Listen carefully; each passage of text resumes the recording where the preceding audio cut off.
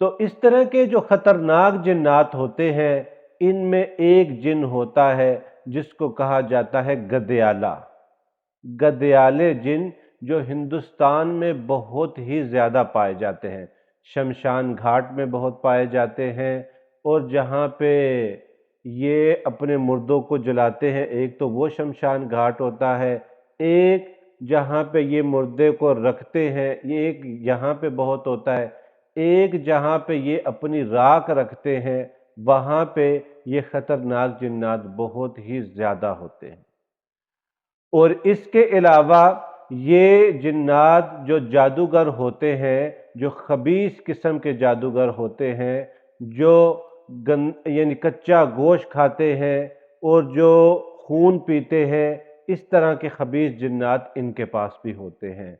تو یہ گدیالے جنات جس پہ مسلط ہو جائیں، پھر یا اس بندے کی جان نکال کے چھوڑتے ہیں، اور یا پھر کوئی مضبوط عامل ہو تو یہ ان کو اٹھا لیتا ہے۔ بعض دفعہ بہت دفعہ ایسے آیا ہے کہ ان کے اوپر کوئی پڑھائی بھی اثر نہیں کرتی۔ دوسرے نمبر پہ جو خطرناک جنات ہیں، ایک تو یہ ہے، یہ سب سے زیادہ خطرناک ہیں گدیالے۔ ان کو نکالنا کسی کے جسم سے، ان کو پکڑنا یہ بہت مشکل ہو جاتا ہے بعض دفعہ، اور عامل کو یہ اس طرح ڈیمیج کرنے کی طرف آتے ہیں کہ ان کو بھی پتہ نہیں چلتا اور ان کو بھی کسی نہ کسی مصیبت میں ڈال دیتے ہیں۔ تو انڈیا میں ایک فیملی تھی جن کے رشتے نہیں ہو رہے تھے، اور وہ کہنے لگے کہ ہم جب بھی علاج کی طرف نکلتے ہیں تو میرے والد صاحب کے پہلے پاؤں فریکچر ہو گیا، اور وہ جو گھر کے فرد تھا ایک جس سے میری بات ہوتی تھی، اس نے کہا کہ مجھے ہر وقت رونا آتا ہے، اور بھائیوں کی ایج بہت ہی زیادہ ہو چکی اور عمل کا کوئی اثر ہمارے اوپر نہیں ہوتا۔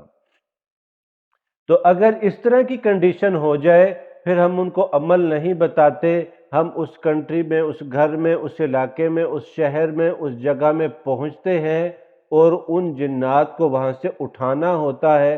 اٹھانے کے بعد پھر ان کے اوپر کوئی عمل اثر کرتا ہے۔ تو اس لیے ہر گھر کے اندر جنات ہوتے ہیں، لیکن وہ نیک ہوتے ہیں۔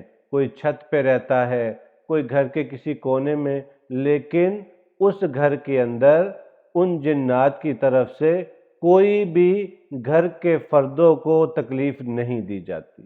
ایک مرتبہ کیا ہوا، ہمارے ایک بڑے تھے جو جنات میں سے ہمارے ایک بڑے ہیں، ان کا وہ ایک گھر میں رہتے تھے، کافی دیر کا ان کا یعنی وہاں پہ بسیرا تھا، لیکن ان گھر والوں کو کوئی تکلیف نہیں تھی ان سے نا، ان گھر والوں کو پتہ بھی نہیں تھا۔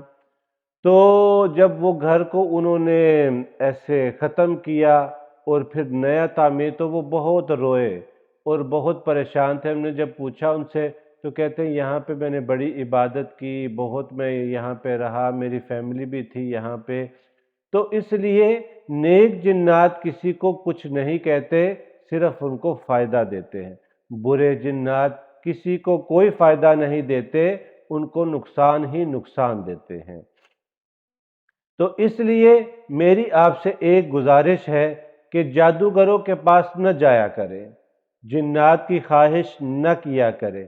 اگر کسی کو جنات چاہیے ہوں وہ اللہ سے مانگے، کسی بھی عامل سے جنات کی طلب نہ کرے، اس لیے کہ کوئی آپ کو جنات نہیں دے سکتا۔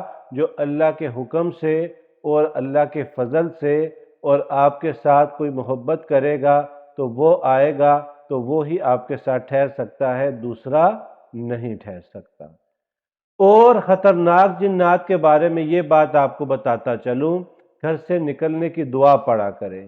گھر سے نکلنے کی دعا پڑھ کے اور پھر جب آپ گھر میں آنے لگیں تو پھر گھر میں داخل ہونے کی دعا پڑھا کریں۔